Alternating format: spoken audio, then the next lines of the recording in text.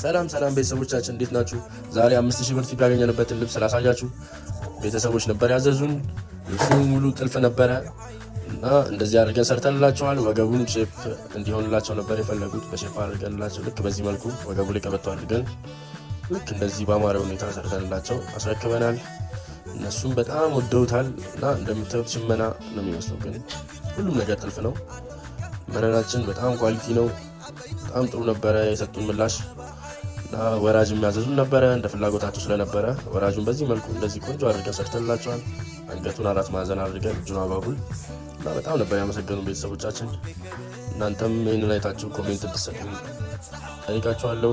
አቡ በጣም ሰፊ ነው እንደምታዩት፣ በጣም ነበረ የሚያምረው። ሌላ ደግሞ አንድ ለብቻ ለየት ያለ ትእዛዝ ነበረን። ወገቡ ላስቲክ እንዲሆን የፈለገች ነበረች እና 4 ማዕዘን አድርገን ልክ በዚህ መልኩ እጁን አጓጉል አድርገንላት ወገቡን ላስቲክ አድርገን ሰርተንላታል እና እንደምታዩት ነው። እዚህም እናንተን ኮሜንት ጠብቃለሁ። እና ነጠላውን ደግሞ በቃ አይተውት አቀፉኝ ማለት ይቻላል እና በጣም ሰፊ ነው እንደምታዩት። እንደውም ለብሼ ላሳያችሁ፣ ካልተለበሰ እንደውም ቅር ይለኛል ማለት ነው። እዩት እንዴት እንደሚያምር፣ በጣም ነበር የሚያምረው። እና ነጠላው ራሱ ልብስ በሉት